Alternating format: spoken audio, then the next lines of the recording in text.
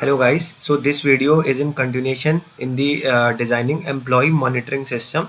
So till now we have seen this architecture diagram and also see how we can read the Chrome browser logs using Python, and in this video we will be going to see how we can take screenshots using Python and store them in the directory, and after that we will see how we can store that screenshot in a format that normal user can't read that. Okay, so we will be going to store that in the binary format. Okay, let's quickly jump over to the Python script and we'll discuss that. Okay, so if you seen here, like I have kind of written an function which is screenshot collector worker, and if I go to this function, so that is basically first of all printing that screenshot collector worker is started, and while true, so I have put an infinite kind of loop here.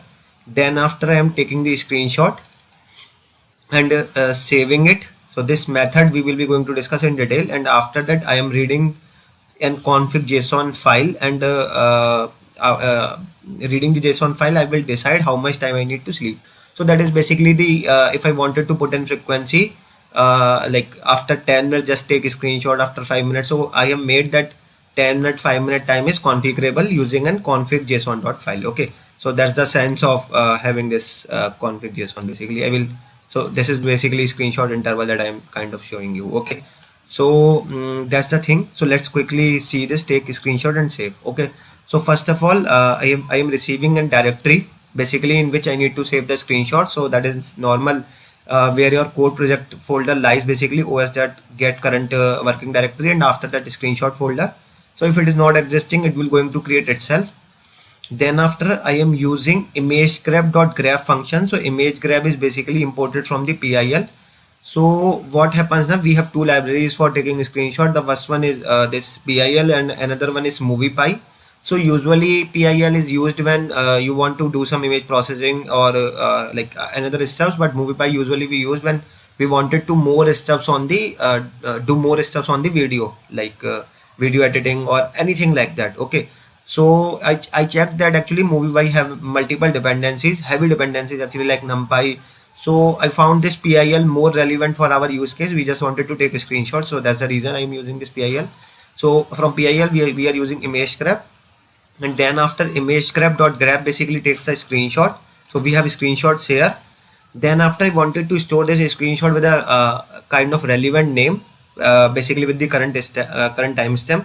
So I am calculating this current timestamp using datetime.now and formatting it as kind of 2023 hyphen month, basically 12, date is current date is like 17, and after that underscore, and time would be 16:46 and the seconds. Okay, so this is how it will be going to format for us.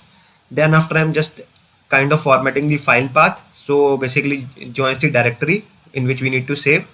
Then after screenshot underscore current timestamp.png, that is very relevant I think, and after that simple screenshot dot save. Okay, and pass the file path. So that's how it is going to store it. So I am going to run it and will show you. So if you see, screenshot collector worker started and it has taken a screenshot as well. So let's quickly jump here. Maybe let's see that here only, right? We have this here. So we have this screenshot. Yeah, so we got this first screenshot, right? So this is how we can take the take screenshots, like, right? So it is kind of, we can go open another screenshot as well. So if you see here, like we have this screenshot. Okay, so that's how we can you can say you can access those screenshots, but for now I will stop it. The reason being is we wanted to store it in a format that kind of human can't read that normally in the sense just go to the directory and read it. So I don't want to do that. So what we will be going to do, I just comment out this take screenshot and save method, and we'll going here. I have already put that kind of method already. So if you see, what does this doing differently, this above function is take a screenshot and save. So it is checking the same as before, taking a screenshot using again PIL. We have just created that binary stream. Okay, so the reason being is we are going to convert this screenshot, store this screenshot in this binary stream, right? So what we are doing is screenshot dot save, and then after we are just passing that binary stream and format as PNG.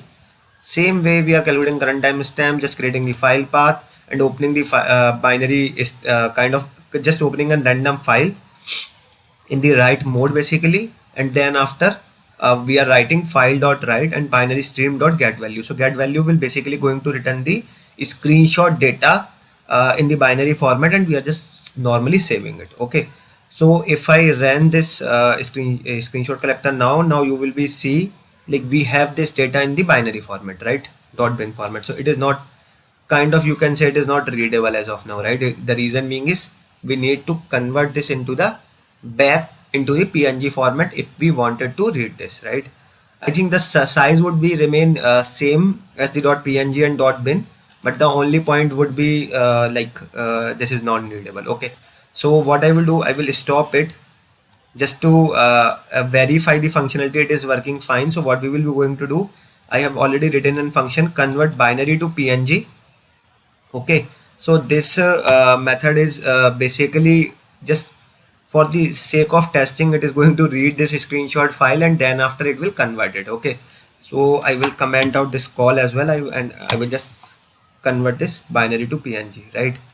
So I will screenshot, I will convert this 27 and I will store it inside the test.png. Okay, so if I ran this file, yeah, so we got this test.png, and here you can see like we have this kind of test data screenshot, right? So in this way we can verify like this binary format is right for us. And I think if you have any queries or comment, you can post it down in the comment section.